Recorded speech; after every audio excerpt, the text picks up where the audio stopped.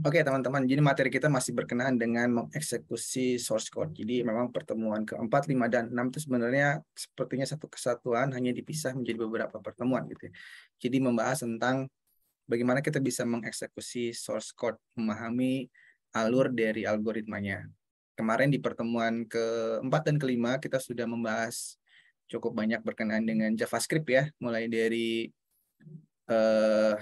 pengecekan kondisional pakai if, lalu ada apa lagi? If else, ada if else if.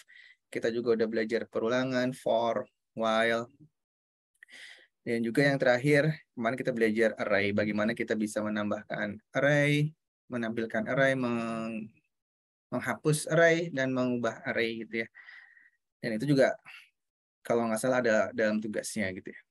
Nah, kali ini teman-teman, baru nih kali ini ya, kita akan beralih ke bahasa pemrograman PHP ya. Jadi PHP itu adalah sudah disebutkan di awal ya, PHP itu server side script sehingga memerlukan bantuan web server untuk dapat mengcompile kode script PHP yang kita tuliskan. Nah, web server yang di sini dimaksud adalah web server lokal ya, yaitu SAMPP atau SAM gitu ya. Jadi harapannya teman-teman sudah siapkan ya. Jadi di awal-awal sudah saya sering sampaikan ke teman-teman untuk sesegera mungkin menyiapkan SAM karena pada saatnya kita akan membutuhkan itu. Oke ya, sebelum kita mengutak-ngatik atau menjalankan service dari SAM ya, kita lihat dulu yuk apa yang ada di modul ini ya teman-teman. Nah, ini udah kita jelasin ya kemarin, jadi kita skip aja. Apa itu SAM, apa itu Apache, dan bagaimana cara menjalankan service-service-nya. Di modul 1, di pertemuan 1 sudah kita bahas ini. Sehingga ini kita skip aja, agar waktunya efisien. Nah, mungkin ini yang perlu dijelaskan sedikit, diulang gitu ya. Nah, ini adalah skema HTML. Jadi, di sini menjelaskan sebenarnya apa sih yang terjadi prosesnya ketika kita mengetikkan kode HTML, CSS, dan JavaScript. Apa yang terjadi sehingga kita mendapatkan tampilan di browser kita. Jadi, alurnya seperti ini, teman-teman. Ini kita nih, posisi di sini. Ya, atau klien sering disebutnya. Klien biasanya yang melihat browser. Nah, klien itu akan memberikan request atau permintaan dalam bentuk protokol HTTP, teman-teman. Jadi segala sesuatu yang kita ketikkan, merequest melalui browser, baik itu mengetikkan sesuatu di search engine ya, atau mengklik menu, itu sebetulnya hakikatnya adalah sebuah request. Kita meminta layanan pada server gitu. Nah, anggaplah kita melakukan sebuah request melalui protokol HTTP ya untuk mengakses halaman tertentu, di sini sesuatu .html ya, anggaplah misalkan index.html gitu ya. Lalu permintaan kita ini akan dikirim ke web server, teman-teman. Ya, dikirim ke web server dan lalu akan dikembalikan ke kita dalam bentuk kode HTML ya. Sebagai respon dari request HTTP yang kita lakukan, tanggapan ini maksudnya adalah respon gitu ya. Jadi alurnya cukup simpel, merequest ke web server lalu ditanggap, lalu kita mendapatkan balik halaman balik yang kita inginkan gitu. Nah, apa perbedaannya jika ternyata di halaman tersebut ada kode PHP-nya ini ya, perbandingan skema PHP dan skema HTML. Nah, ini berbeda ya. Jika request yang kita inginkan itu mengandung kode server side script seperti PHP ya. Jadi tidak hanya HTML, di sini mengandung PHP gitu. Maka setibanya di web server itu tidak langsung dikembalikan dalam bentuk kode HTML. Dia harus diproses dulu scriptnya, teman-teman ya, oleh compiler atau mesin PHP gitu ya. Nah, sehingga disinilah kenapa kita membutuhkan alat bantu yaitu SAM ya, karena kode PHP-nya harus di-compile oleh mesin PHP yang terdapat di Apache itu ya. Nah, setelah di-compile lalu akan di-convert, bentuk responnya udah menjadi HTML. Jadi udah nggak ada PHP-nya lagi. Ketika sampai di browser itu yang PHP itu ya, yang dalam bentuk script PHP itu sudah diubah menjadi HTML, sehingga yang kita lihat di browser itu sudah HTML murni, teman-teman. Udah nggak ada PHP-nya karena sudah dikonversi menggunakan mesin PHP. Jadi sekali lagi, itulah alasan kenapa kita membutuhkan SAM PP. Karena di situ ada PHP yang tidak bisa langsung dikenali oleh web browser, harus dikompil dulu oleh mesin PHP yang ada di Apache. Gitu ya. Nah, ini kita sudah mulai ya, teman-teman semua. Bagaimana cara membuat script di PHP, yaitu kita membutuhkan sebuah tag. Sama halnya dengan HTML, kita membutuhkan tag gitu ya. Nah, PHP juga membutuhkan tag. Tagnya bentuknya seperti ini, teman-teman. Siku lebih kecil, tanda sama dengan tanda tanya gitu ya. Tanda tanya tulisan PHP. Ini opening tag-nya. Nah, lalu di bawahnya ini adalah closing tag-nya. Jadi selalu ada opening, selalu ada closing. Dan ini adalah isinya. Ya, ini adalah isinya. Oke, kita langsung praktikum aja ya, biar teman-teman bisa lebih paham. Seperti biasa, kita buka source code-nya atau source code editornya gitu ya.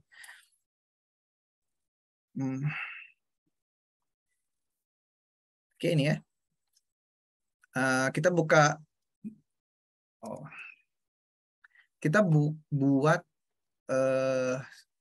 buat project baru ya, buat project baru. Hanya saja kali ini teman-teman, project barunya itu tidak saya letakkan di tempat biasanya. Ya, biasanya kan saya letakkan di sini di lalu JWD Lab, ya itu ini praktikum-praktikum kita ya. Nah, kali ini nggak bisa teman-teman. Kali ini project-nya harus kita letakkan di tempat instalasi SAM-nya. Paham ya? Karena udah ada kode PHP-nya. Jadi kita nggak bisa sembarangan menyimpan project kita. Kita harus letakkan di tempat kita menginstal SAM. Ketika itu saya menginstal SAM-nya di sini, di C, lalu SAM. Nah, kita harus meletakkan file-file project kita dalam sebuah folder bernama htdocs atau htdoc gitu ya. Jadi teman-teman harus cari dulu folder htdocs-nya, di mana letaknya, lalu teman-teman masuk ke sana. Nah, disinilah baru kita bisa membuat project barunya gitu ya. Oke, kita buat project barunya. New folder. Kita beri nama, ini pertemuan ke-6 ya, berarti JWD 6 gitu aja deh. JWD _ 6. Oke, JWD 6, kita masuk ke dalamnya, lalu kita select folder. Nah, kita sudah ada di folder tersebut. Sini ya, kita bisa lihat. Nah, itu kita ada di folder JWD 6, kita belum punya satu buah file pun, ya karena kita memang belum membuatnya. Kita memulai semua dari awal. Oke, kita akan buat sebuah file baru. Ini juga akan sedikit berbeda, teman-teman. Biasanya kan kita membuatnya dengan nama index.html gitu ya. Kali ini nggak bisa, teman-teman. Kita harus membuatnya index.php.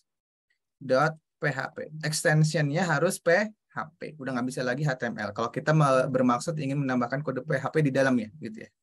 Jadi harus extensionnya adalah .php. Ya. Oke ya, bisa dipahami ya itu ya. Nah, lalu kita coba yuk tadi mencoba opening tag dan closing tag dari PHP. Dan PHP itu bisa saja kita ketikkan di dalam kode HTML. Jadi yang akan saya lakukan sekarang adalah saya akan mengetikkan kode HTML-nya dulu atau standar markup dari HTML5 gitu ya, seperti ini. Nah, lalu seperti biasa saya akan mengatur di sini, membuat kontainernya dulu biar terstruktur HTML-nya gitu, biar memudahkan kita jika suatu saat nanti kita ingin melakukan styling dengan CSS gitu ya. Sini kontainer. Nah, seperti ini gitu ya. Nah, disinilah kita akan mengetikkan kode PHP ya. Kita kembali tadi di slide, sesuai dengan di slide ya, sesuai materi yang ada di slide, bahwa opening tag PHP itu kodenya seperti ini, teman-teman. Ini openingnya ya, dan closingnya seperti ini ya. Untuk closingnya nggak ada tulisan PHP, jadi tulisan PHP ini cukup di opening tag, sedangkan untuk closing tagnya cukup tanda tanya lalu kurung siku tutup ya, atau lebih besar, tanda lebih besar gitu ya. Nah, kita ingin coba menuliskan sesuatu di browser kita menggunakan kode PHP. Nah, untuk mengetikkan teks di browser, PHP itu menggunakan perintah namanya echo, teman-teman. Echo gitu ya. Lalu kita ketikkan di sini echo, misalkan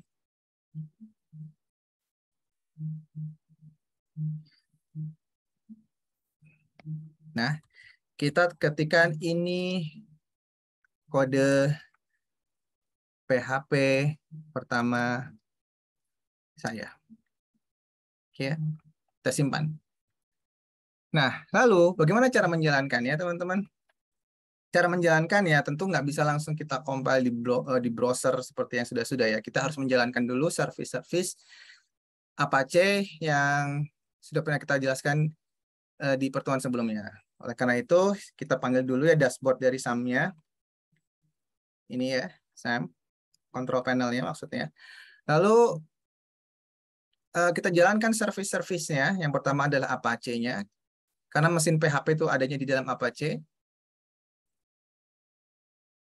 Oke, sampai kita mendapatkan alokasi portnya, ya, sampai terlihat selesai seperti itu. Lalu MySQL, ya, MySQL ini sebenarnya adalah tidak ada kaitannya dengan PHP ya sebetulnya.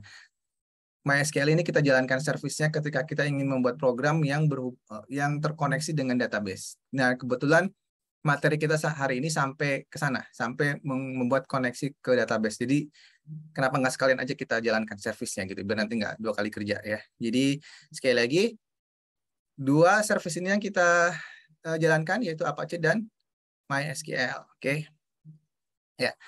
Nah, setelah servisnya jalan, kita ingin mengecek servis tersebut ya, apakah sudah running gitu ya dengan cara mengetikkan tulisan localhost di browser kita, teman-teman. Nah, itu ya. Ketika kita mendapatkan tampilan seperti ini, SAM Apache plus MariaDB plus PHP plus bla bla bla gitu ya. Itu menandakan atau mengindikasikan bahwa mesin Apache-nya sudah running well gitu. Jadi kita sudah siap untuk meneruskan pengetikan kode program kita. Oke ya. Nah, lalu untuk menjalankan kode program yang tadi itu gimana gitu kan? Yang tadi kita ketikkan ya. Ini kode PHP pertama kita gitu ya. Nah, perhatikan di sini teman-teman. Kita kan tadi menuliskan di lokal di htdoc-nya ada di folder bernama apa tadi? JWD 6 ya. Kita ketikkan di sini JWD_6 ya. Lalu nama apanya? Nama filenya yaitu index.php.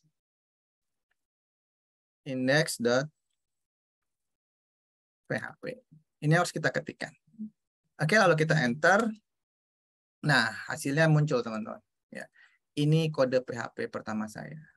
Ya, sekarang kita bisa buktikan ya bahwa file kita sudah berjalan di situ. Ini kode PHP pertama saya. Berbeda kalau misalkan teman-teman belum mengaktifkan service Apache-nya. Sebagai contoh ini saya matikan ya servisnya. Lalu saya compile ulang di sini. Nah, itu dia muter-muter. Akhirnya tulisannya adalah the site cannot be reached. Ya, jadi nggak bisa dijangkau karena memang servisnya belum dijalankan. Kita jalankan ulang dan dia jalan lagi. Ya. Oke. Jadi sangat penting untuk hal-hal awal ini untuk teman-teman bisa pahami prosesnya, yaitu menjalankan service, lalu mengetikkan kode PHP dalam sebuah tag, opening tag, dan closing tag PHP yang bentuknya seperti ini. Ya. Ini opening tag, ini closing tag. Dan selalu gunakan keywords echo sebelum mengetikkan tulisan tertentu. Ya. Jadi ini adalah model kita menyisipkan kode PHP di dalam HTML. Oke ya, mudah-mudahan itu bisa dipahami. Sekarang kita lanjut ke materi berikutnya. Nah, ini tadi udah kita bahas. Nah, sekarang langsung kita diberi oh enggak ya. Ini masih kayak tadi ya. Masih kayak tadi. Di sini adalah nulis beberapa tulisan ya. Echo yang berbeda ya. Dan di sini menjelaskan bahwa PHP itu kan case sensitif ya, artinya tulisannya nggak bisa huruf besar dan huruf kecil itu dibedakan. Sebagai contoh maksudnya gini ya teman-teman. Ketika kita mengetikkan echo-nya itu dengan tadi yang besar gitu ya, echo. Apakah masih berjalan gitu? Ya ternyata masih jalan ya. Tetapi untuk variabel dia case sensitif ya. Jadi hanya berlaku untuk variabel sepertinya case sensitivitasnya. Kalau untuk keywords seperti tidak masalah. Seperti yang teman-teman lihat tadi, tulisan masih bisa terbaca ya. Nah, sekarang case sensitif yang berikutnya yang dimaksud adalah seperti ini. Jika kita membuat variabel, ya, misalkan kita membuat variabel, jadi membuat variabel di PHP itu diawali dengan tanda $. Ya berbeda kalau di JavaScript kemarin gimana bikin variabel teman-teman? Pakai keywords var ya. Keywords var, kalau enggak let kayak gitu ya untuk mendeklarasikan variabel. Nah, sedangkan kalau di PHP untuk mendeklarasikan variabel kita menggunakan keywords-nya atau kata kuncinya adalah $. Misalkan kita ingin membuat sebuah variabel bernama hobi, maka yang harus kita hobi saya gitu ya. Maka yang harus kita ketikkan adalah seperti ini. Awali dengan tanda $, lalu iringi dengan nama variabelnya. Nama variabelnya bisa camel case seperti ini ya. Jadi awalnya ini huruf kecil, lalu pemisah hurufnya adalah sini huruf besar. Hobi saya misalkan kita tuliskan di sini adalah traveling gitu ya. Nah, kita coba tuliskan hobi saya ini ke mana? Ke browser. Ini kita simpan ya. Lalu kita compile browsernya. Tentu belum ada tulisan hobi saya karena di sini saya belum menambahkan perintah echo untuk menampilkan hobi saya. Sejauh ini traveling itu baru tersimpan dalam sebuah variabel bernama hobi saya, tetapi belum ditampilkan. Nah, bagaimana cara menampilkannya? Kita tuliskan lagi echo ya. Lalu mungkin di sini adalah H2 ya, heading 2 biar nggak terlalu besar tulisannya. H2. Lalu di sini hobiku adalah, nah, untuk mendapatkan nilai traveling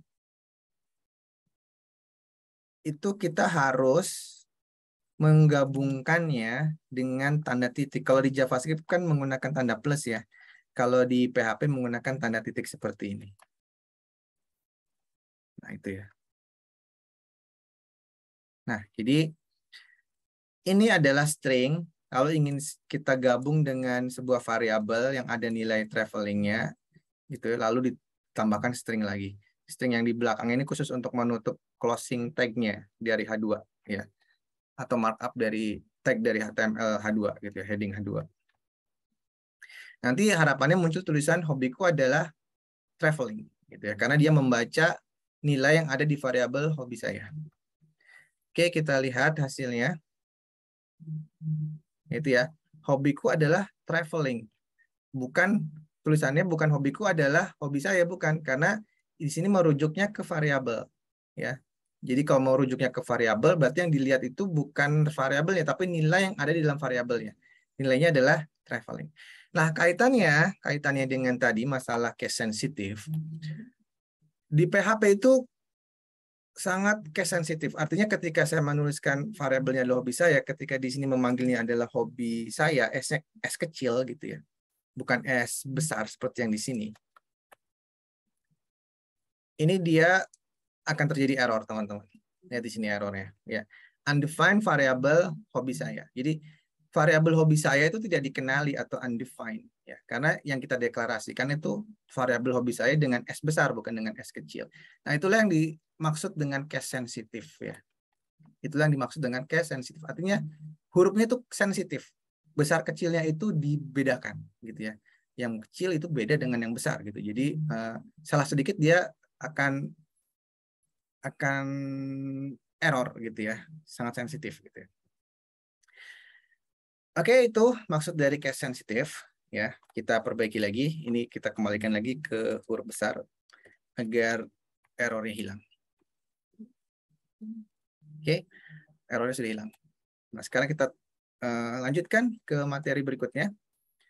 Cara membuka file ini udah kita jelasin tadi, ada di htdoc, bahkan kita tadi mendemokan mulai dari membuat folder baru. Jadi ini saya skip gitu ya.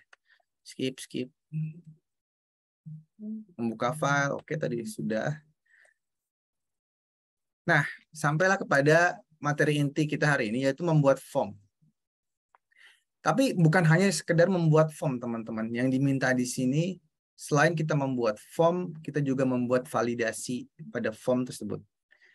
Artinya ketika ada form yang harus diisi, tapi kita nggak isi, ketika kita menekan tombol submit, itu kita akan menampilkan pesan error apa yang harus ditampilkan gitu ya. Nah, kita lihat dulu demonya ya. Kita lihat dulu demonya.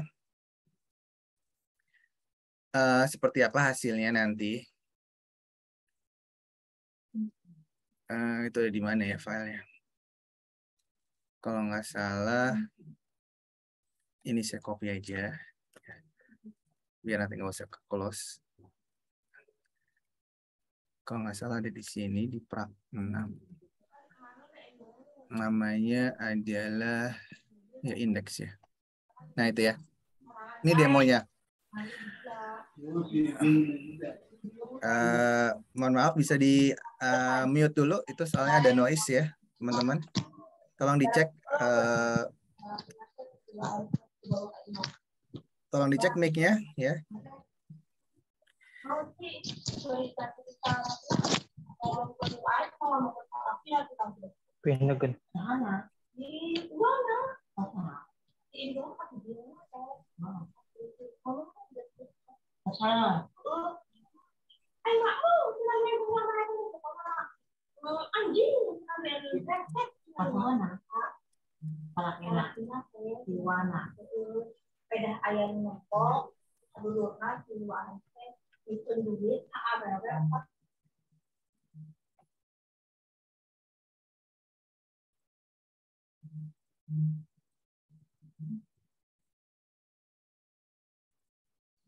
Oke ya, mohon maaf ini tadi sengaja terpaksa harus saya mute.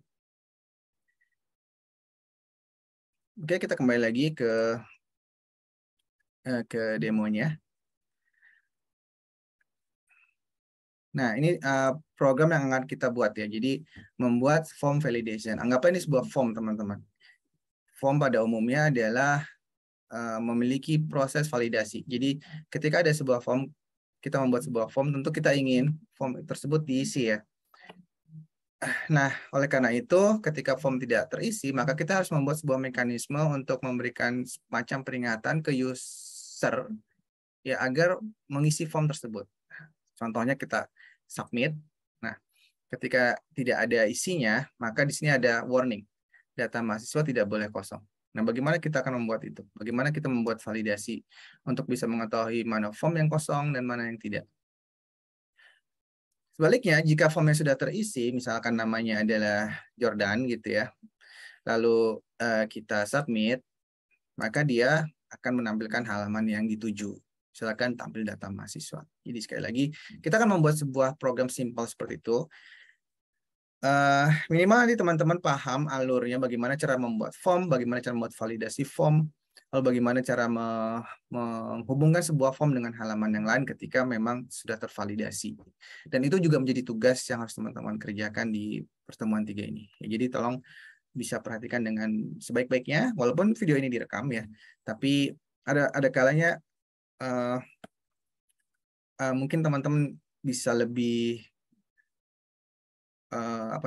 bisa lebih langsung bertanya ya kalau nggak paham di sini gitu ya, kalau memperhatikan. Karena ini sudah mulai cukup kompleks pemrogramannya gitu ya. Oke, kita langsung saja membuat program tersebut ya di sini ya tadi di latihan kita. Kita kembali lagi ke sini gitu ya. Nah, jadi apa yang harus kita buat di sini? Ya, kita siapkan dulu deh halaman HTML-nya jadi formnya. Jadi ini semua kita hapus dulu ya. Kita akan buat formnya dari awal. Oke, jadi kita buat dulu heading satunya, teman-teman.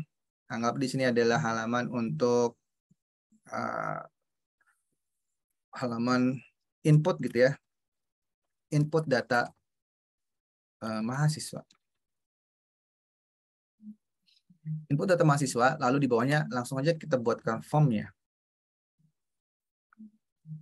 Form. Nah. Ini adalah form ya teman-teman. Ya, ini bagian opening form ya, dan ini adalah bagian closing form ya. Dan form tersebut memiliki beberapa atribut ya. Atribut yang paling penting harus teman-teman perhatikan adalah ini, method dan action. Ya. Atribut method itu adalah untuk menentukan jenis protokol apa yang kita gunakan. Ada dua jenis protokol ya teman-teman, bisa POST, bisa GET gitu ya. Nah, defaultnya adalah POST. Kenapa kita menggunakan POST? Karena kalau kita menggunakan POST, ketika kita mengirim data lewat form, itu data yang kita kirimkan tidak akan terlihat di URL. Ya. Sedangkan kalau kita menggunakan metode GET, data yang kita kirimkan, data yang diinputkan di form text edit tadi ya, akan terlihat di URL. Jadi bisa terbaca gitu ya. Sehingga untuk hal-hal yang data-data yang sensitif, misalkan agak sedikit dibutuhkan keamanannya gitu, maka kita bisa menggunakan metode POST ya. Dan memang biasanya untuk pengisian form ya standarnya adalah menggunakan POST ya. Jarang orang yang membuat form menggunakan GET gitu ya. Nah, sedangkan atribut berikutnya adalah action, itu untuk menentukan ketika disubmit form itu akan mencari halaman apa, akan menuju ke halaman mana gitu ya. Sehingga kita di sini bisa tentukan halamannya adalah tampil gitu aja ya. Halamannya namanya tampil.php, artinya menampilkan data. Ya. Nah, dua atribut itu yang harus kita minimal harus kita isi. Ada action, ada method gitu ya. Lalu kita buatkan sekarang labelnya. Di sini kita tuliskan input, nah atau nama aja deh, nama mahasiswa, seperti itu. Lalu berikut di bawahnya adalah form inputnya, input text. Oke. Di input text ini yang penting harus teman-teman perhatikan adalah memberikan nama. Ya. Kalau sebelum-sebelumnya ketika kita belajar di HTML dan CSS, ya kita tidak terlalu memperhatikan nama ya. Kalau di JavaScript biasanya kita perhatikan malah ID-nya agar kita bisa melakukan selektor dengan mudah. Tetapi di sini di PHP ya, justru yang paling penting adalah di bagian name-nya teman-teman. Kita harus beri nama. Misalkan F name, artinya form untuk nama gitu ya, F name. Lalu berikutnya submit gitu ya, form input submit, tombolnya gitu ya, submit.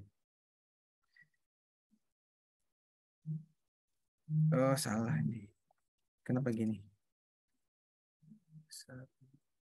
Nah itu ya, submit. Oke, kita simpan lalu kita lihat hasilnya teman-teman. Nah, kita udah dapetin hasilnya nih. Ada sebuah form baru seperti ini. Ya, sudah pasti bentuknya masih kurang menarik karena kita belum membuat satu buah style pun gitu ya.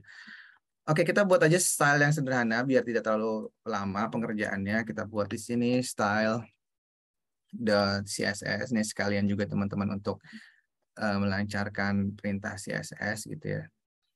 Jangan lupa kita hubungkan dulu link CSS-nya ya teman-teman di sini. Link CSS, style.css. Oke. Lalu kita kembali ke style CSS kita berikan beberapa perintah dasar di CSS aja ya.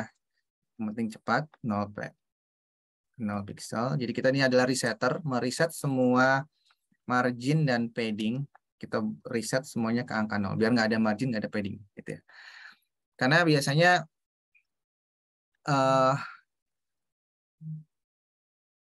markup HTML itu sudah ada default CSS-nya. Biasanya default padding-nya berapa, default margin-nya berapa, itu kita ingin hilangkan. Lalu kita tambahkan di sini untuk jenis font-nya.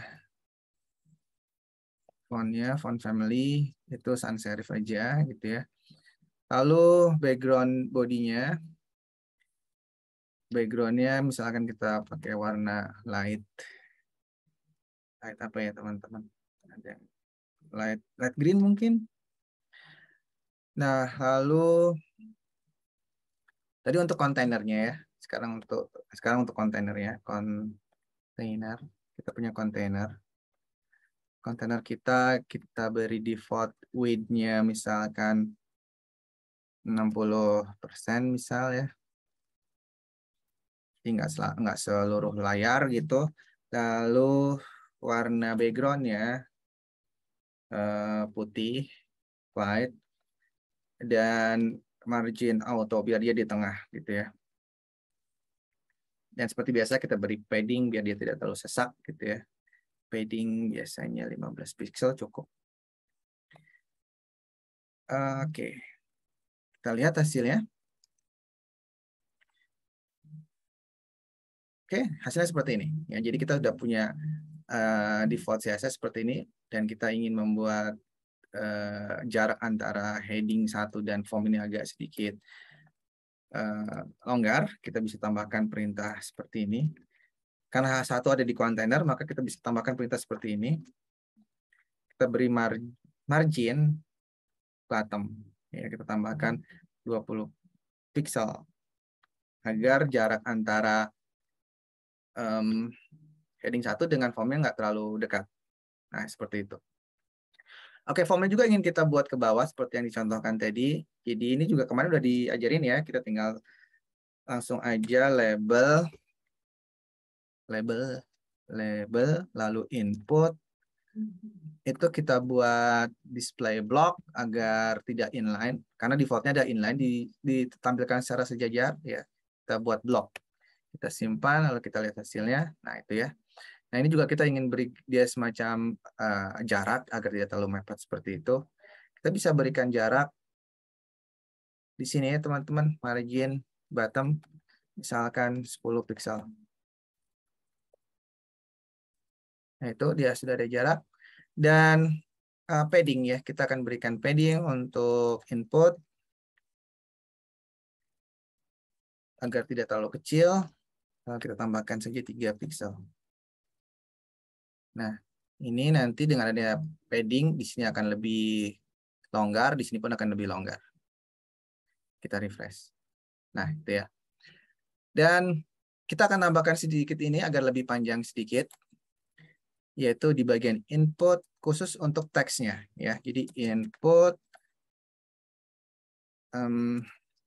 type gitu ya. Type sama dengan teks. Nah, ini kita ingin minimal width-nya kita tambahkan menjadi 200 pixel. Oke. Nah, dia harusnya lebih panjang. Oh, enggak ya, kenapa ya? Saya lihat apa yang salah di sini.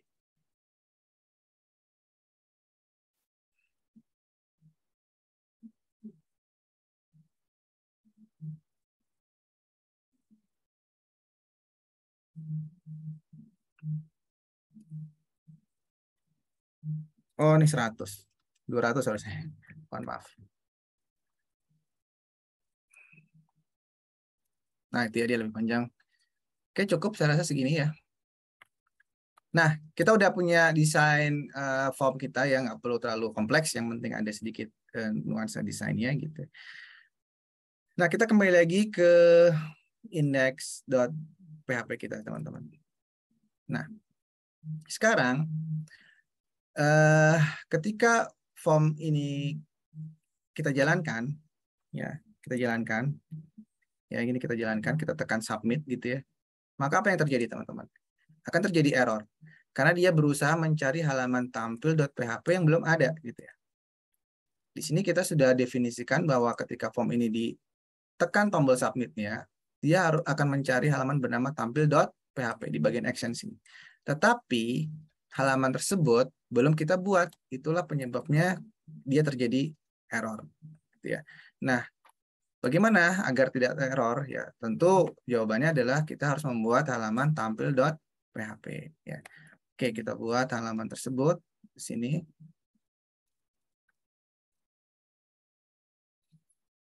Nah, halaman ini agar tidak terlalu lama, saya copy dari halaman index.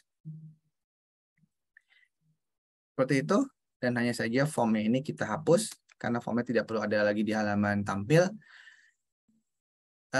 Dan tulisannya pun bukan input data mahasiswa, tapi di sini adalah view data mahasiswa gitu ya.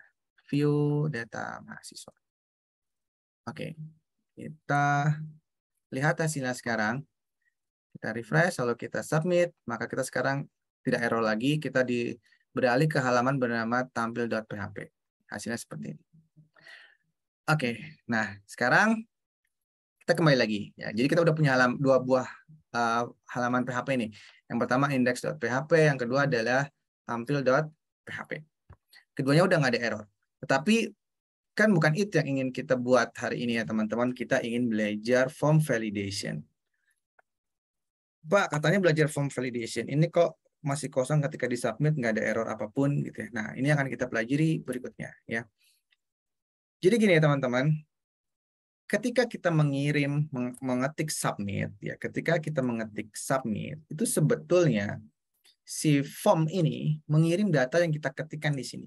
Anggaplah kita mengetikkan nama seseorang gitu, misalkan Harun. Ya, lalu kita submit. Sebenarnya nilai Harun itu dilempar ke sini. Ya. Harun melalui metode post tadi, ya, melalui metode post tadi, itu dilempar ke halaman tampil.php. Paham ya? Hanya saja sekarang, bagaimana kita bisa menangkap nilai ini di halaman view data atau di halaman tampil, ya. Agar kita bisa olah, agar kita bisa tahu itu ada namanya apa enggak gitu ya. Kalau kosong tampilin error, kalau ada namanya kita buat semacam tulisan halo Harun selamat datang gitu ya. Nah, berarti pengecekannya akan ada di tampil.php. Walaupun sebenarnya kita buat pengecekan di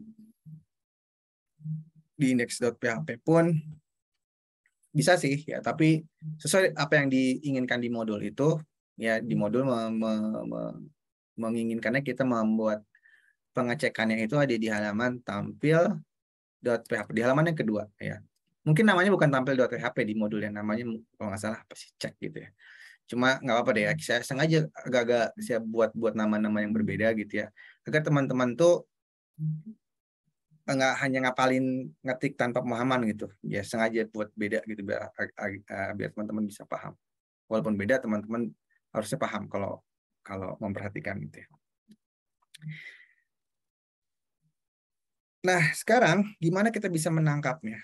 Nah, menangkapnya itu bisa menggunakan perintah seperti ini, teman-teman. Jadi, kita buat dulu ya di sini markup atau tag opening PHP-nya dan closing-nya PGP PHP harusnya. Nah, di sini kita bisa melakukan sebuah pengecekan terlebih dahulu. Nanti saya jelasin ya, saya ketik dulu nih, if $post. If $post.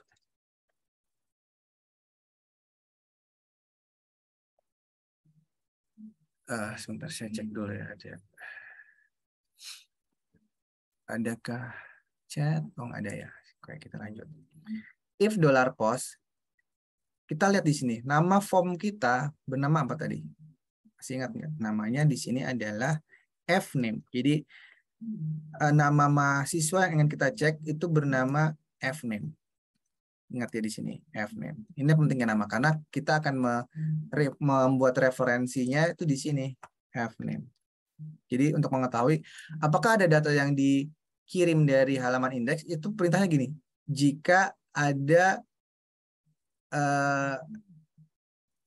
ada fname yang dikirimkan gitu maksudnya. Fname itu kan yang ini ya. Fname itu yang ini ya. Jadi di halaman tampil kita ingin mengecek jika ada fname yang dikirimkan gitu ya. Maka kita ingin kita cek lagi jika fname-nya kosong gitu ya. Jika $post fname-nya sama dengan kosong.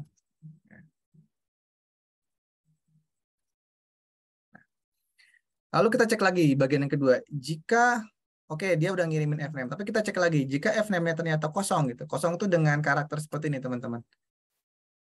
Jadi nggak ada nilainya. Kalau ada nilainya kan misalkan di sini ada nilainya, misalkan Harun gitu ya. Nah, ini karena kita ingin ngecek dia kosong apa enggak ya. Berarti kita hilangkan tulisan Harunnya gitu ya. Atau tulisan apapun di situ kita hilangkan. Jadi jika fname itu kosong, maka coba kita tampilkan dulu ya echo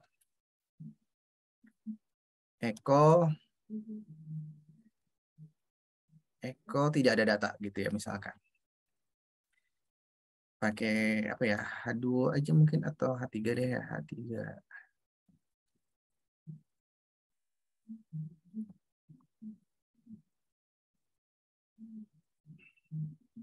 Data tidak ada. Nah, jangan lupa titik koma ya. Setiap habis statement di PHP itu harus ada titik koma. Kalau ini kok nggak ada titik koma, Pak? Ini bukan statement. Ini adalah opening if. Ini juga opening if, sedangkan statementnya yang ini. Ya. Nah, kalau tidak ada data, tulisannya adalah tidak ada data. Tapi kalau ada, berarti kan kemungkinan ada di else-nya ya. Kemarin kan kita belajar else gitu ya. Jadi kemungkinan berikutnya adalah ada data. Berarti kita tuliskan echo siapa datanya gitu ya. Echo ini saya copy aja biar nggak kelamaan ngetik ya.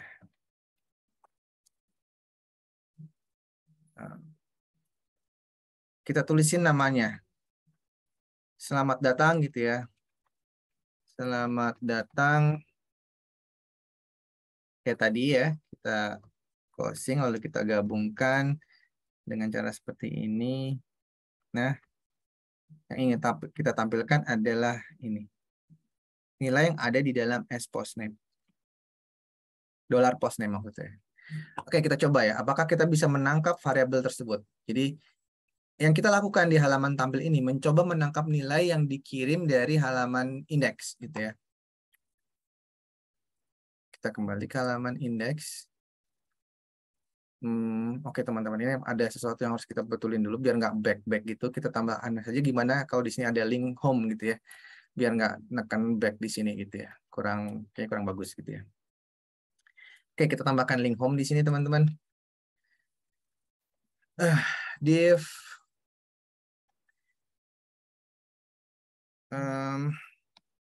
ID. Kita beri nama misalkan di sini adalah bottom menu gitu ya. Menu di bawah, bottom menu adalah sebuah link ya. Namanya adalah home dan dia akan kembali ke halaman index.php gitu ya. Nah, begitupun dengan yang ada di halaman tampil ya. Di halaman tampil ini juga ingin kita tambahkan link home ya gitu ya biar nggak bolak-balik back gitu ya. Cukup mengeklik tombol home. Nah, agar tombol home-nya juga tidak terlalu mepet, di sini kita lakukan styling dulu. Tadi namanya apa tadi? Bottom ya. Bottom menu. Bottom menu ini bisa kita beri margin top malahan ya. Margin top 20 pixel atau 30 pixel aja biar ada jarak dengan di atasnya. Oke, cukup kayaknya. Save all lalu kita lihat hasilnya. Nah, itu harusnya ada tambah tombol home sehingga kita nanti bisa bolak-balik dengan mudah. Oke ya, kita submit.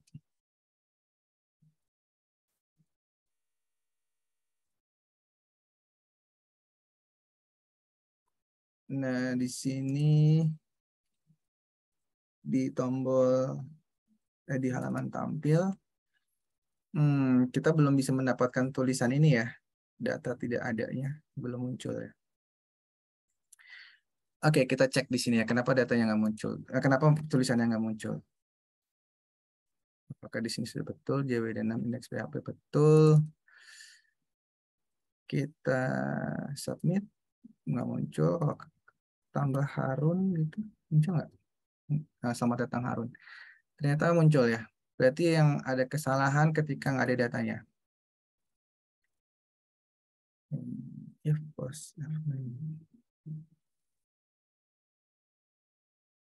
Oke, kita lihat di sini.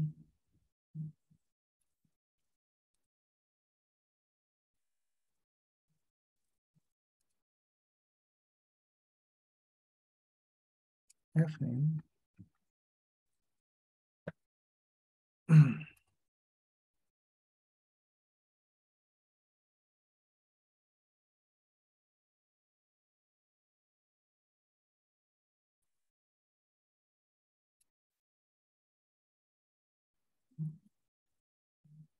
Oh ya, value-nya ya. Value-nya harus kita tambah dulu. Di sini mungkin ya. Value. Oke, kita coba lagi ya teman-teman.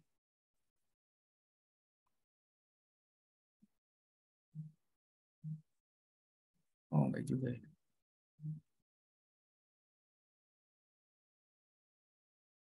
Name, F name, ID.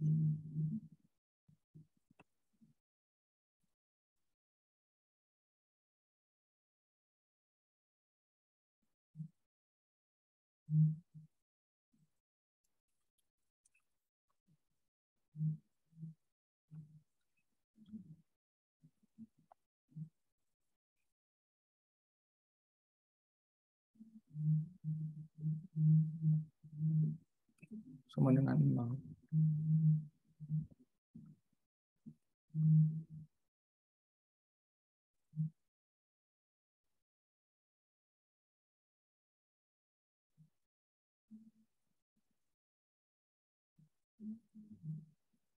Enggak juga ya.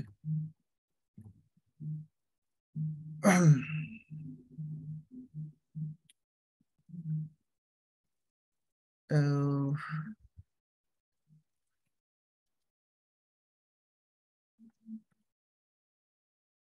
coba saya cek lagi F name.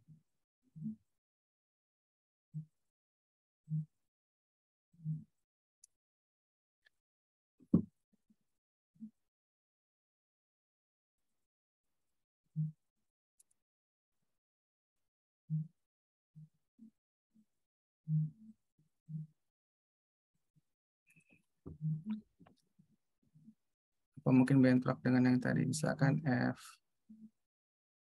FMHS gitu ya.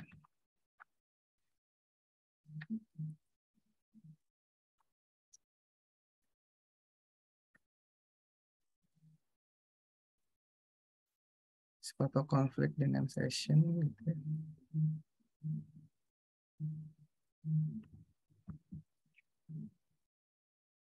Nah, undefined index F name line 14.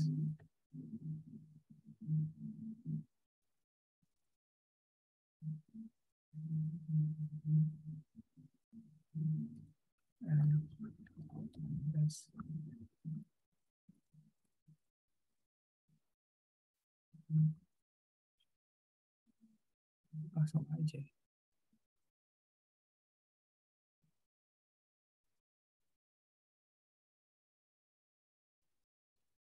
Oke.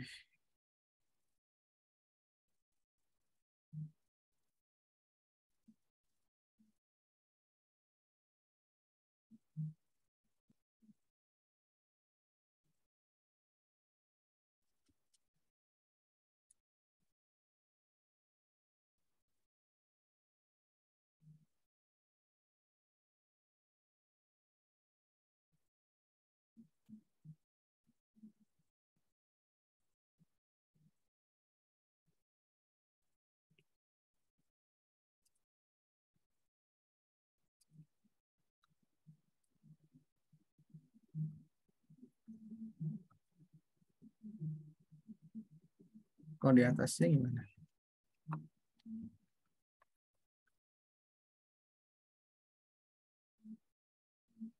Nah, itu ya. Oke. Jadi sepertinya Ada keanehan di sini.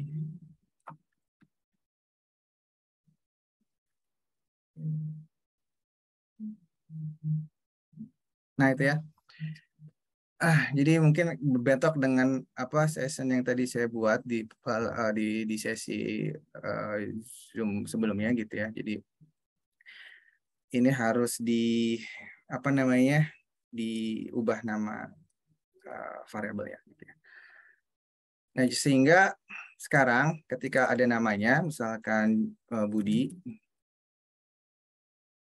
nah itu, sekarang malah nggak ada Budi ini. Apa ya?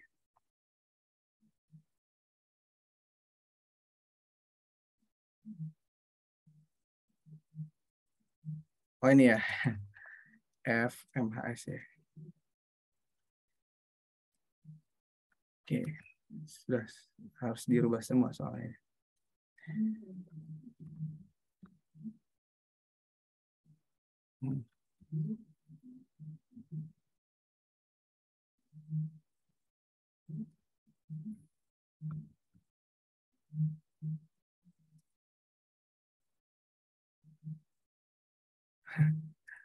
Enggak kok, enggak harus bisa.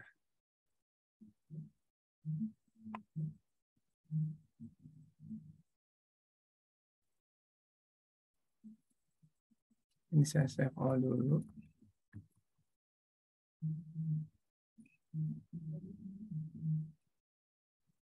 Ke home. Refresh. Submit, betul. Nah, sekarang Budinya nggak mau ya.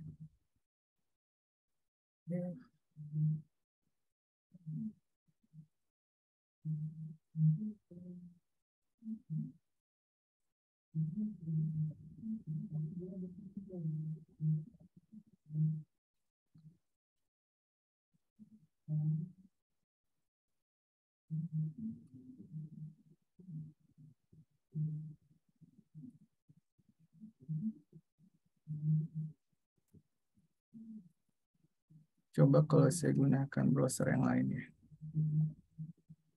Takutnya bentrok sessionnya.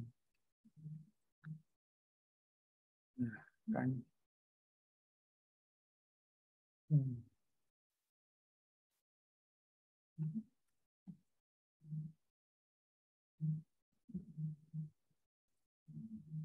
Sama. Nama juga.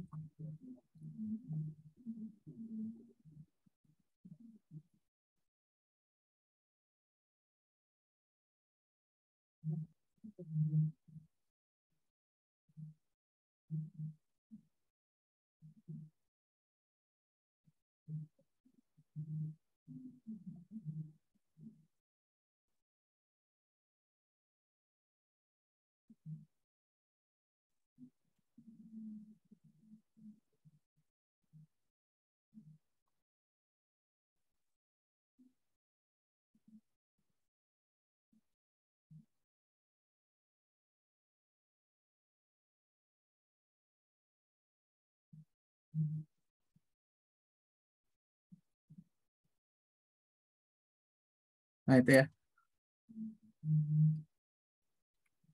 Jadi saya tambahkan di sini selamat datang Budi ya. Tetap kita harus berusaha menampilkan nama mahasiswanya dong ya. Oke, selamat datang. Kayaknya kaitannya sama ini deh. Ya. Titiknya harus benar. Penggabungannya ya. Lalu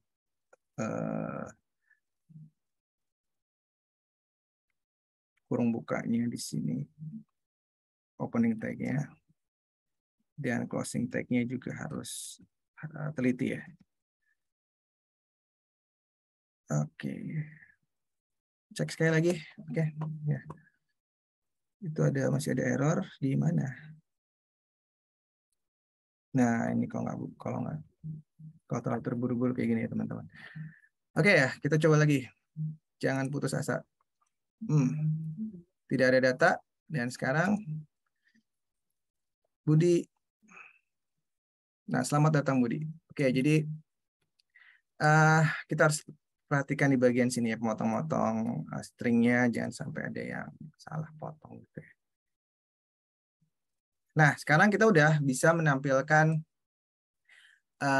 atau menampilkan data yang dikirim dari mana? Yang dikirim dari indeks ya. Jadi ketika data yang dikirim tidak ada, tulisannya tidak ada data tidak ada, itu diakibatkan adanya perintah ini. Jika fmhs itu kosong, maka kita tampilkan tulisan ini, gitu ya.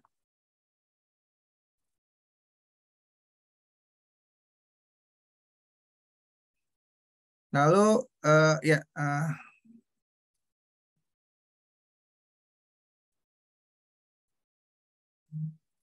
ya ini udah jalan kok Mas ya. Jadi tadi masalah string aja gitu ya. Nah, sekarang kita ingin menampilkan bahwa tulisan jika yang dikirimkan itu adalah kosong gitu ya. Jika yang dikirimkan adalah kosong, maka ada warning. Ada warning di atasnya bahwa eh, nama mahasiswa harus terisi gitu ya. Nah, itu yang akan kita lakukan berikutnya. Nah, oleh karena itu berarti kan yang kita inginkan warningnya itu ada di halaman index.php kan, bukan di mana? Bukan di halaman tampil. Nah, bukan di sini ya. Bukan, maaf, nama mahasiswa harus diisi gitu ya, bukan di sini, tapi justru tetap ingin adanya di sini. Oleh karena itu kita bisa menggunakan metode seperti ini ya teman-teman. Ketika tidak ada data, kita menggunakan perintah redirect ya, menggunakan header gitu seperti ini. Header lalu location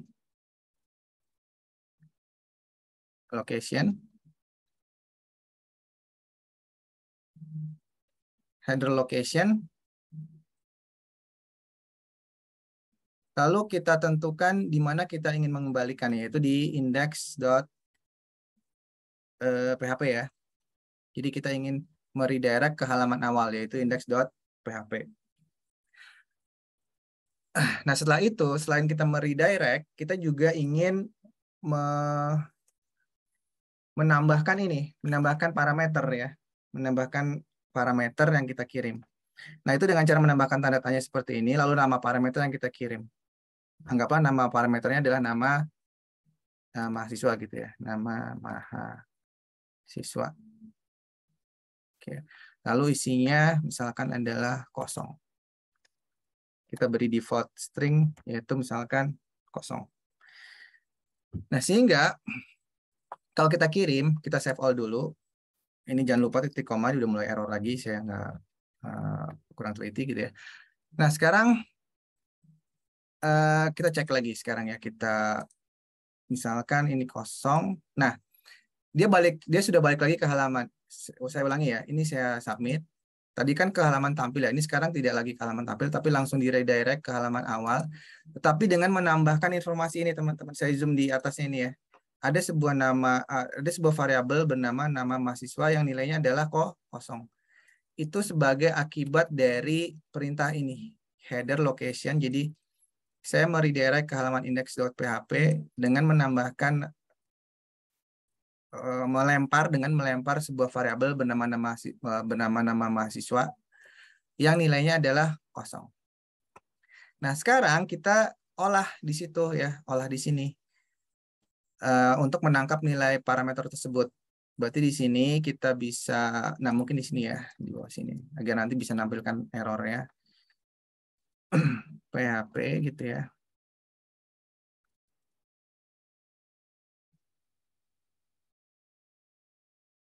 Nah,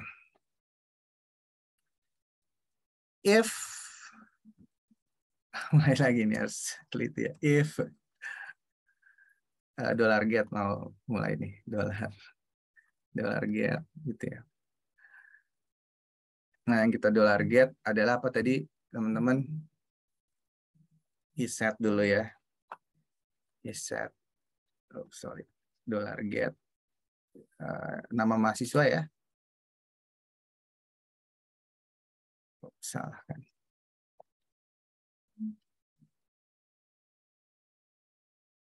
Oh, gimana sih? Iya.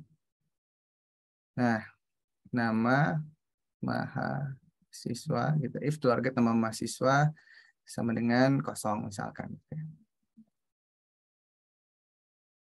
Kosong. Nah, tentu di sini harus dikasih iset dulu karena bisa saja dia belum inisialisasi gitu ya, iset. Kita kurung.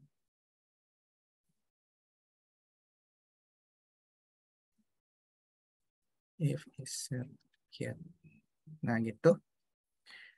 Jika kosong, coba kita tuliskan ya. Ini cuma ngecek dulu, echo tidak boleh kosong. Tidak boleh kosong.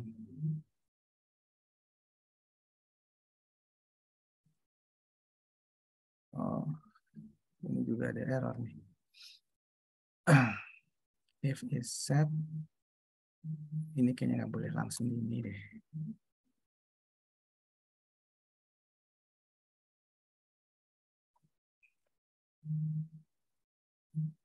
Nah, baru di bawahnya ada lagi.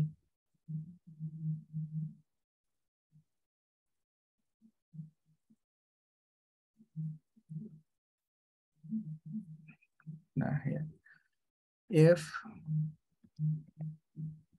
dollar get nama mahasiswa sama dengan kosong. Kosong. Oke, kalau kosong kita tuliskan tidak boleh kosong. Nah, kita simpan. Lalu kita coba home. Nah, itu ada tulisan tidak boleh kosong. Kosong. Ya. Tapi kalau ada isinya, misalkan tadi Joko, ya, nah dia akan menuliskan selamat datang Joko. Gitu ya. Jadi ada semacam warning ya. Sekarang tinggal kita benerin aja. Tadi masih berantakan ya. Ini kosong. Oke, sebelumnya saya jelasin dulu perintah ini maksudnya gimana gitu ya. Di sini ketika kita mengetikkan kosong, ya tidak ada isinya, itu akan diproses oleh halaman tampil ya di bagian ini. Oh ternyata nilai FMAS itu kosong, nggak ada isinya. Oleh karena itu kita redirect halamannya. Redirect itu istilahnya adalah langsung dibalikin lagi ke sebuah halaman yaitu bernama halaman index.php gitu ya. Sambil mengirim variabel bernama nama mahasiswa yang nilainya kosong. Sehingga kita bisa melihat di sini gitu ya, ada variabel yang dikirimkan bernama kosong. Nah, lalu kita proses teman-teman di sini. Kita proses, kita cek apabila ada sebuah variabel bernama nama mahasiswa teridentifikasi ya, nih iset itu artinya terdeklarasi variabel nama mahasiswa gitu ya.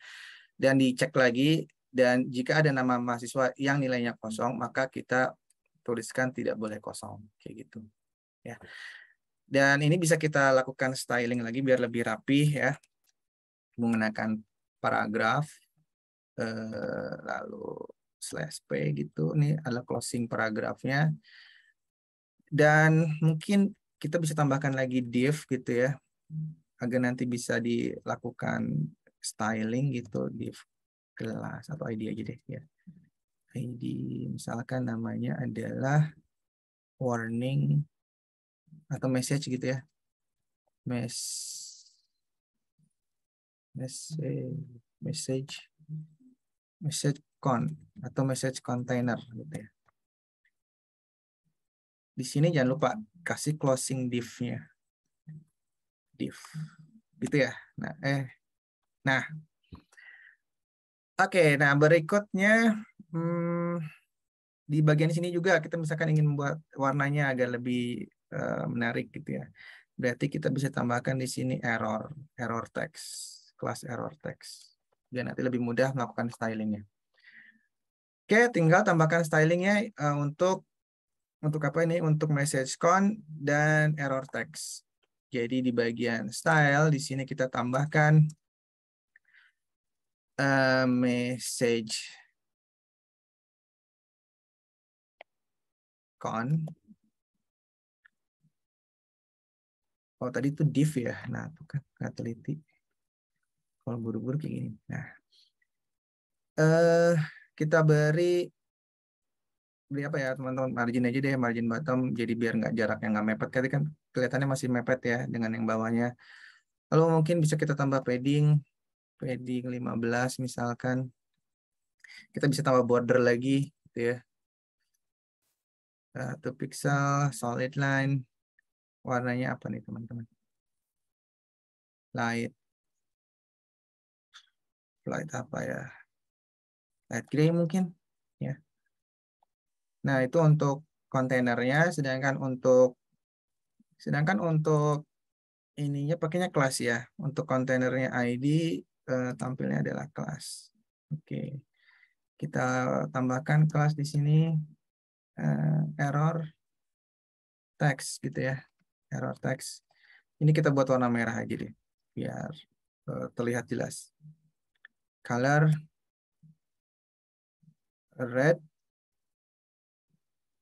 red dan kita ingin tambahkan apa di sini? Mungkin bold ya. Font weight-nya bold. Oke, kita lihat apakah sudah bisa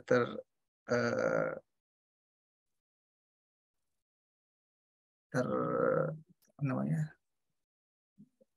Nah, itu ya tidak boleh kosong. Ya. Saya cek dulu ada WA mungkin nih.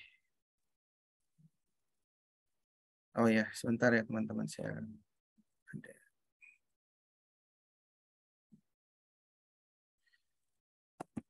Nah, itu pembahasan tentang form validation. Mungkin di sini bisa teman-teman tambahkan misalkan nama mahasiswa gitu ya, tidak boleh kosong. Nama mahasiswa tidak boleh kosong. Oke, itu pembahasan tentang form validation. Jadi mohon maaf tadi saya sangat terburu-buru gitu malah jadinya kacau. Jadi saya sarankan teman-teman tidak perlu terburu-buru dalam mengetik, yang penting konsep. Nah, ya. Mungkin nanti teman-teman bisa lebih hati-hati di bagian sini ya, dan di bagian penamaan gitu ya, karena case sensitif. Oke, materi kita tentang form validation sudah selesai. Kita lanjut ke materi yang terakhir, yaitu, oh ya di sini ada tugas ya teman-teman harus buatkan. Mana tugasnya? Nah ini ya, tugasnya adalah buatlah sebuah form biodata sederhana, nama, alamat, tempat, jenis kelamin, dan usia menggunakan file PHP dan beberapa komponen seperti button. Setelah mengisi formulir, maka data akan ditampilkan di layar. Ya, jadi seperti yang tadi ya, seperti yang tadi diisi datanya, lalu kalau berhasil ngisi, misalkan di sini adalah Son Goku gitu ya. Kalau dia berhasil ngisi ya datanya tampilin selamat datang Son Goku, atau misalkan datanya banyak, tadi kan ada banyak ya dalam bentuk tabel juga mungkin lebih bagus gitu ya. Nah, tapi kalau tidak berhasil ada semacam form validation yang teman-teman terapkan di situ ya. Jadi misalkan di sini diminta ada berapa field? 1, 2, 3, 4, 5 ya ada. Nama, alamat, tempat, gender, dan usia. Berarti 5 ya. Jadi 5 semuanya ada form validation-nya. Form validation-nya bisa tadi melihat dia ada isinya atau enggak. Atau kalau ingin lebih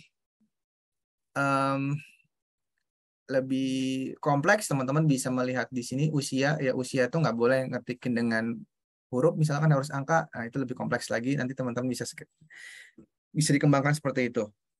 Ya kalau teman-teman bisa sampai membuat form validation-nya bukan hanya diisi atau tidak diisi, tapi juga melihat yang diisi itu benar apa enggak, jangan sampai usia yang diisinya misalkan pakai huruf gitu kan. Ya. Kalau bisa sampai sejauh itu lebih baik gitu ya. Nilainya tentu lebih besar. Oke, paham ya tugas itu ya. Nah, sekarang materi berikutnya database ya teman-teman. Kita akan belajar gimana cara mengakses database. Database itu MySQL yang kita gunakan sekarang ya. Nah, sekarang kita berkenalan dengan fitur dari MySQL sebelum menjalankan PHP MySQL-nya. Tolong dipastikan terlebih dahulu service dari MySQL ini sudah running. Ya, di sini sudah running.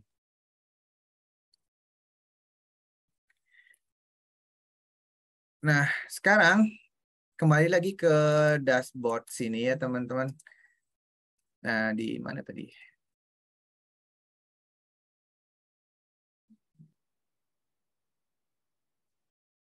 Mana sih dashboardnya? Tadi udah dibuka padahal.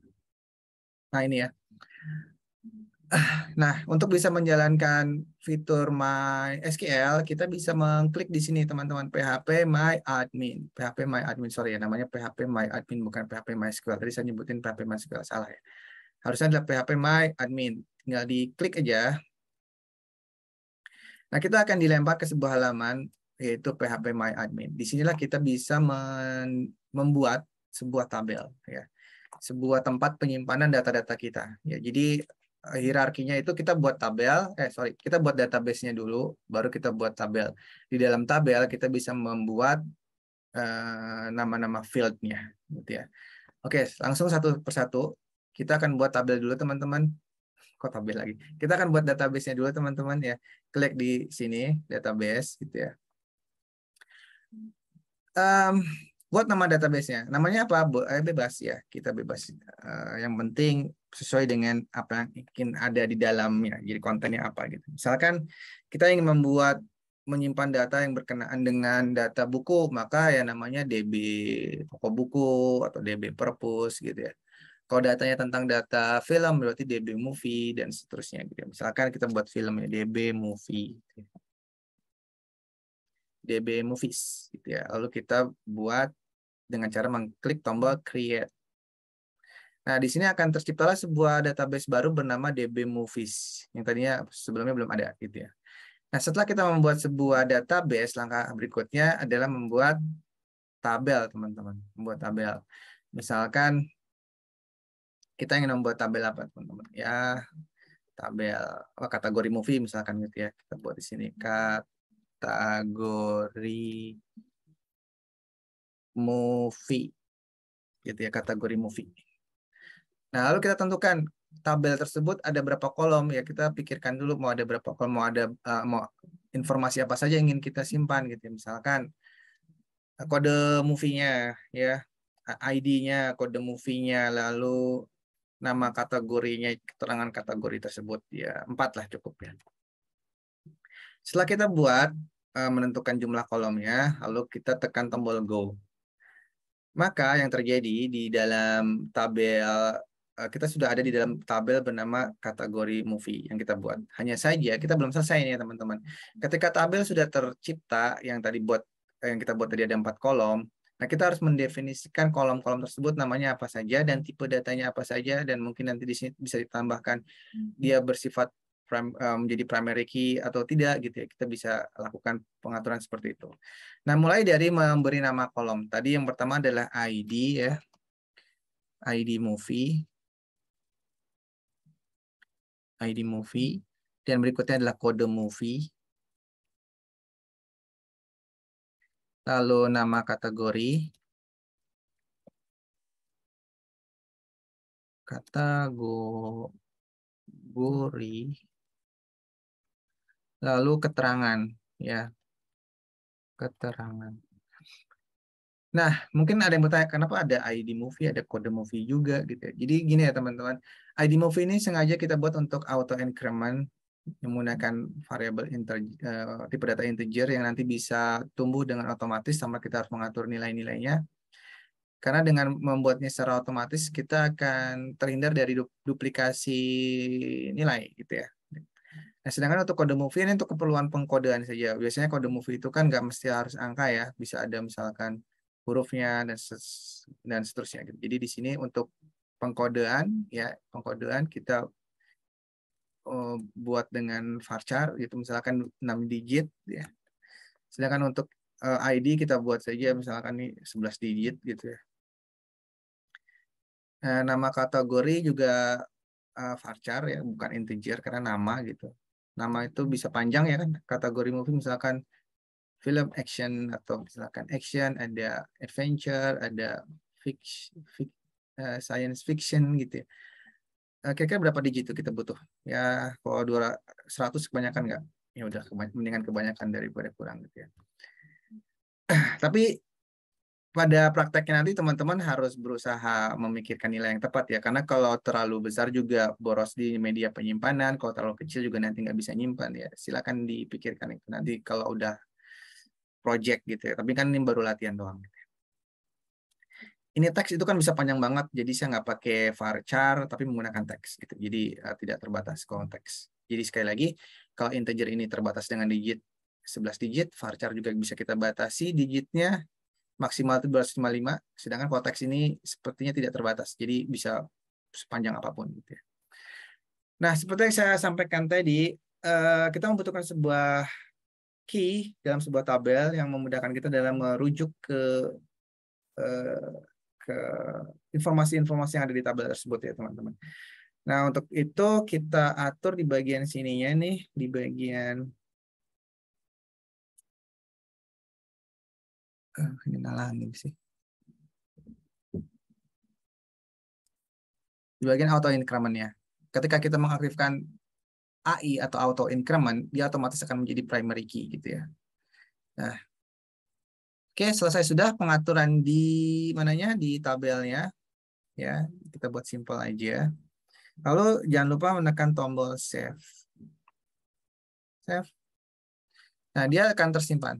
Dan kita sekarang sudah memiliki sebuah tabel bernama kategori movie yang isinya kolom-kolomnya seperti ini. ID movie, kode movie, nama kategori, dan keterangan. Untuk ID movie ini ada tanda kuncinya karena dia adalah primary key yang kita buat tadi, auto increment. Ya.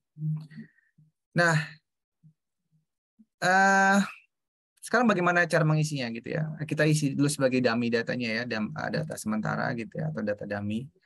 Nah, untuk mengisinya kita bisa tekan tombol insert di sini teman-teman. Nah, untuk auto increment kita tidak perlu mengisi karena otomatis akan terisi sendiri. Misalnya kode movie-nya ada 6 digit tadi ya, misalkan kategori movie berarti KM, kategori movie 3 digit, 4 digit, 5 digit, 6 digit. Nah, gitu ya. Misalkan nama kategori yang pertama, misalkan film apa nih favoritnya? Action. Lalu keterangan ya.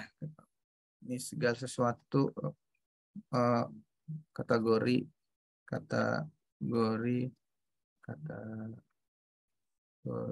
film aksi yang di dalamnya terdapat adegan heroik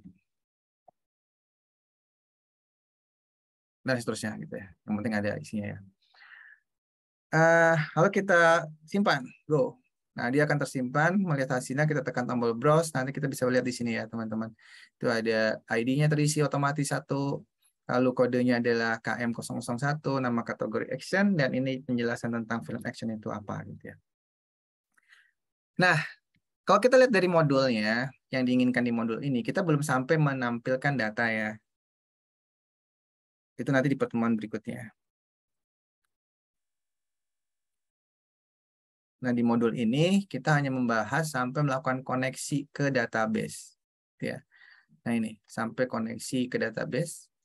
Kalau berhasil koneksi menampilkan tulisan berhasil koneksi, kalau gagal ya menampilkan tulisan gagal koneksi. Jadi tanpa menampilkan data-data yang kita simpan di database gitu, hanya sekedar sebatas sampai koneksi. Oke, kita akan belajar itu. Gimana cara membuat koneksi dengan database? Ada baiknya file koneksi ini kita pisahkan dalam sebuah file tersendiri, misalkan bernama koneksi.php gitu ya teman-teman. Lalu kita buka, lalu kita tambahkan opening tag dan closing tag untuk apa namanya untuk ini tidak perlu ada HTML ya karena memang tidak menampilkan halaman apapun, hanya untuk apa teman-teman? Hanya untuk menampilkan proses koneksinya berhasil atau enggak gitu aja sih ya. Jadi saya rasa kita tidak perlu membuat terlalu kompleks dengan menampilkan apa namanya HTML dan lain sebagainya itu ya. Nah, di sini kita akan menggunakan fungsi yang namanya MySQLi dan itu membutuhkan 3 buah parameter. Jadi kayak gini teman-teman. Kita buat sebuah variabel koneksi gitu ya. Nah, lalu kita menambahkan sebuah objek MySQLi. Nah, MySQLi ini membutuhkan 4 buah parameter. Parameter yang pertama adalah kita definisikan dulu di atasnya, yaitu adalah untuk nama servernya. Nama server kita adalah localhost ya.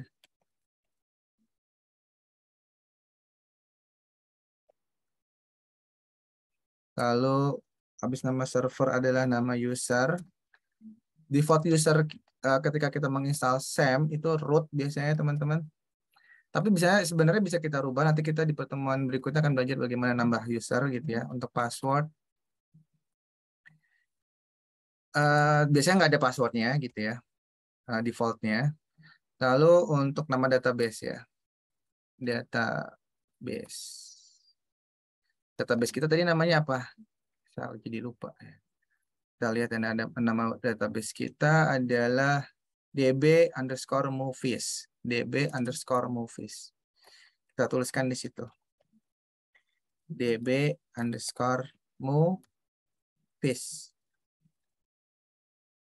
Nah, di sini untuk melengkapi proses koneksi, kita membutuhkan 4 parameter tersebut. Nah, kita masukin parameter tersebut di sini. Yang pertama adalah server, nama servernya. Yang berikutnya adalah nama usernya. Dan yang berikut adalah passwordnya.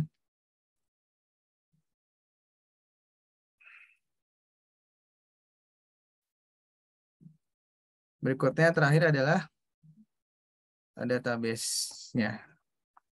Ini takutnya udah ada reserve word, database lengkap aja dengan simbol ini. Oke, kita cek, pastikan tidak ada yang salah. Koneksi.php, oke, kita di koneksi.php. Connection, new SQL, dan seterusnya. Ya. Oke, lalu kita cek ya. Jika connection-nya berhasil, berarti jika tidak berhasil gitu ya, jika tidak berhasil, if con, lalu connect error,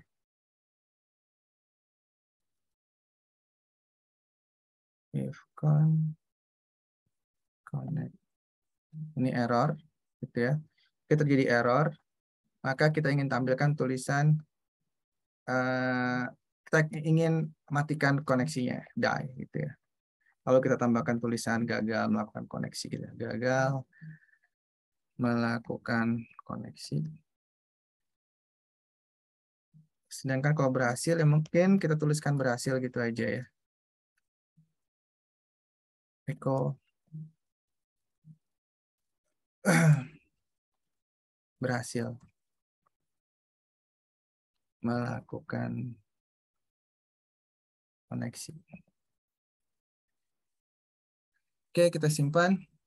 Lalu sudah disimpan ya. Kita akses halaman koneksi.php ini, teman-teman.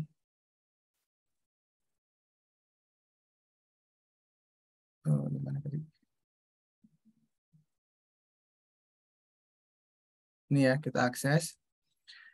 di sini koneksi.php. Koneksi.php.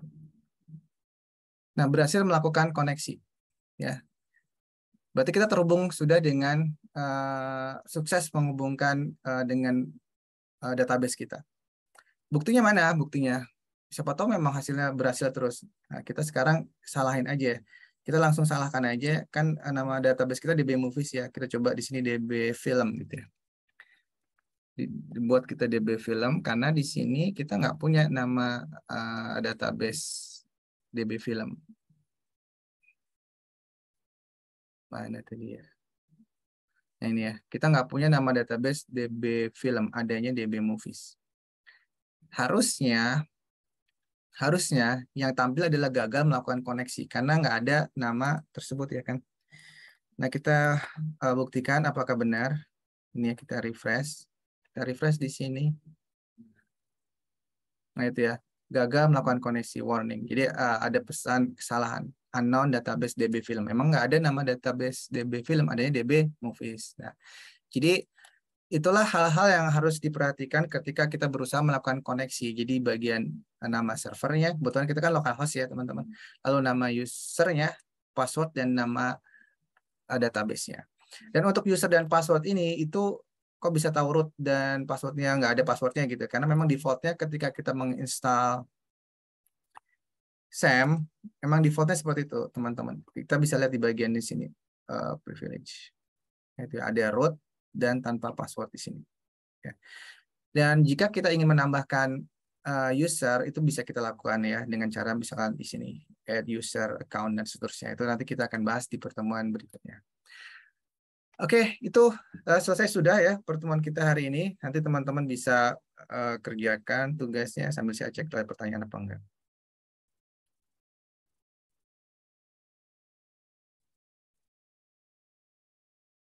Assalamualaikum Pak, maaf tadi jamnya. Oke, nggak apa-apa ya. Oke, saya cek di sini di bagian chat ada nggak? Teman-teman, oh ya jangan lupa absen ya. Belum jam 8:30, teman-teman masih punya kesempatan untuk absen karena setelah 8:30 ditutup. Oke, masih ada waktu sekitar 5 menit. Silakan bagi yang ingin bertanya boleh langsung open mic atau lewat chat juga nggak masalah. Kesimpulan. Nah, berbagai macam tools untuk mengeksekusi source code.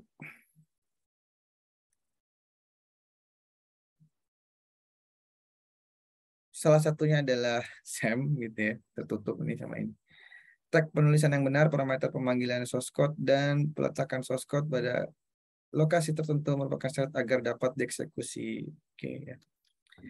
Ya intinya ini adalah harus teliti gitu ya. Karena kalau nggak teliti akibatnya tadi terburu-buru mana nggak teridentifikasi errornya di awal gitu ya. Oke, ada yang ingin tanyakan nggak ya? Oh itu ada chat ya, kita cek ya. Framework Laravel lebih susah nggak? Lebih gampang. Ya, saya biasanya bikin program pakai Laravel, kalau nggak pakai framework-framework yang lain seperti CodeIgniter gitu ya. Dan Laravel. Dua framework PHP itu yang paling banyak digunakan ya di PHP framework. Laravel dan peringkat keduanya adalah CI. Tetapi kalau ditanya mana yang lebih bagus, dua framework tersebut ini ya, komunitasnya punya sendiri-sendiri ya. Karena kedua-duanya bagus. Tergantung kalau kita misalkan proyekan dengan timnya mana. Misalkan kita timnya, kebanyakan tim kita lebih prefer dengan CI ya, kita ngikut ke CI, ke CodeIgniter CI itu ya. Tapi kalau tim kita sebagian besar familiar dengan Laravel, ya kita menggunakan Laravel. Kalau bagus mana, penggunanya sedikit lebih banyak Laravel ya. Tetapi bukan berarti CI itu menjadi framework yang nggak dipakai, masih banyak juga. Sangat banyak juga yang menggunakan framework CodeIgniter gitu ya. Tetapi kalau memang dipaksa harus milih mana yang bagus, yang paling bagus ya paling bagus memang Laravel. Ya. Tetapi saya pakai dua-duanya kalau untuk proyekan. Bahkan saya nggak pernah sih ngoding pakai bahasa PHP murni kayak gini gitu ya, pasti pakai framework gitu ya.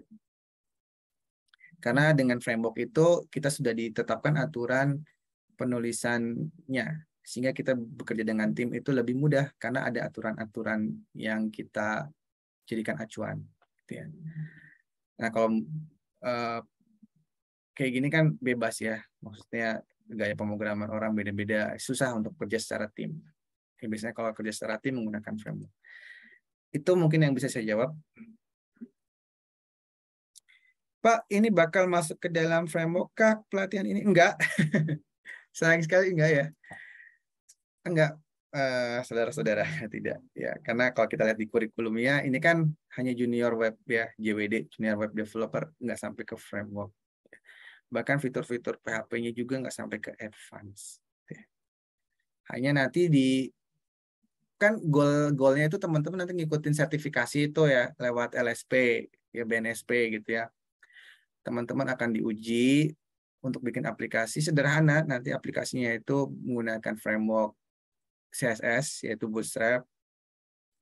Yang penting bisa menampilkan data, mengedit data, lalu menghapus data, dan datanya itu melibatkan relasi tabel minimal 3 tabel, 2-3 tabel. Itu sesederhana itu, ya, yang diinginkan dari junior web programmer ini. Itu yang bisa saya jawab. Ya nanti mungkin berdoa saja ada event-event berikutnya yang ke lebih advance dari JWD, teman-teman belajar sampai ke framework gitu ya. Bahkan mungkin sampai ke JavaScript framework seperti React atau Vue.js. Dan itu bahkan yang digunakan sebenarnya di industri lebih banyaknya itu ya, JavaScript framework, full stack kayak React gitu ya. Dan seterusnya. Ya walaupun Laravel juga banyak sih yang gunain ya. Ada lagi nggak yang tanyain ya, teman-teman?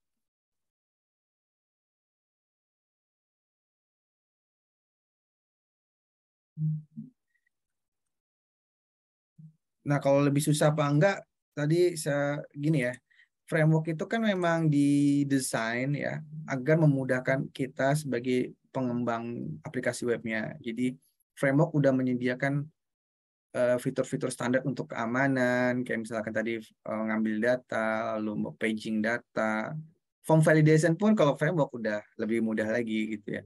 Udah ada library-library yang memudahkan kita. Tetapi teman-teman, kalau kita nggak menguasai PHP natif ini, kita pun tidak akan powerful dalam menggunakan framework.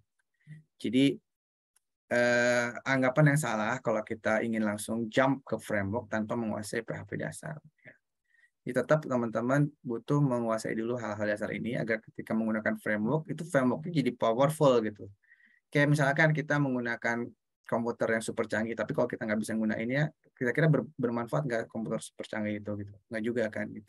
Kayak misalkan kita dikasih server gitu ya, yang kapasitasnya 20 kali lipat komputer laptop gitu. Tapi kita nggak ngerti gimana ngoperasiin server, nggak ngerti ngoperasiin Linux, konsol di Linux, melakukan pengaturan router gitu kan, jadinya malah kayak barang yang nggak berguna gitu ya. Nah, analoginya itu kayak gitu ya. Kalau teman-teman ingin powerful juga dalam menggunakan framework seperti Laravel dan CI ya, minimal PHP dasarnya kuasain juga gitu ya. Itu. Nah, kalau udah kuasain, ketika beralih ke framework tersebut, maka pertanyaan ini apakah lebih susah? Enggak, Laravel jawabannya lebih gampang. Karena teman-teman asumsinya udah menguasai dulu PHP-nya. Ya, apa dasarnya udah menguasai, pas lari ke Laravel, bikin web akan terasa jauh lebih mudah ketimbang bikin web pakai PHP natif. Ya, jawaban yang paling benarnya gitu.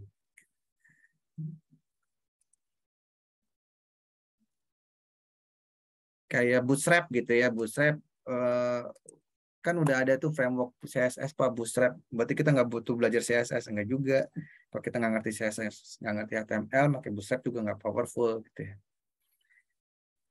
Oke, itu ya teman-teman yang bisa saya sampaikan. Nanti kalau ada pertanyaan-pertanyaan, ada kendala, boleh tanya di grup ya. Insya Allah akan saya balas bisanya gitu ya. Dan kalaupun saya belum bisa menjawabnya, di kemudian di waktu yang akan datang pun saya insya Allah akan berusaha menjawab. Gitu ya. Ya bisa aja ketika sibuk atau apa gitu ya. Baik, ini saya stop share. Silakan diaktifkan kembali. Masih aktif ya kameranya. Silakan diaktifkan kameranya. Kita akan screen. Aku akan screen sih.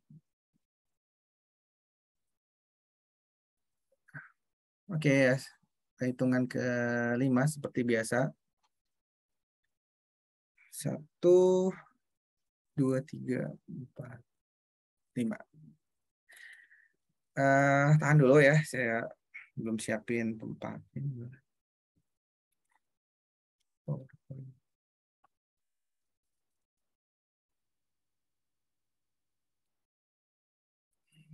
Oke, untuk halaman yang kedua. 1, 2, 3, 4, 5. Oke, selesai sudah teman-teman sesi pertemuan kita yang ke-6 ya. Nah, teman-teman mohon untuk bisa dikerjakan tugasnya. Nanti bisa dilihat di LMS ya, tugasnya ada 3 untuk pertemuan 1, pertemuan 2, dan pertemuan 3. Ya, langsung dilihat di link Google Form-nya ya. Barangkali kalau misalkan patokannya di mana di slide mungkin bingung ya. Mendingan langsung diklik di Google Form-nya, itu soalnya saya tulis ulang di situ. Jadi itu sesuai dengan apa yang diinginkan. Oke ya, sekali lagi terima kasih. Mohon maaf apabila ada yang kurang berkenan. Selamat mengerjakan tugas. Ya, kita berjumpa lagi kembali insya Allah di pertemuan yang akan datang. Assalamualaikum warahmatullahi wabarakatuh. Waalaikumsalam.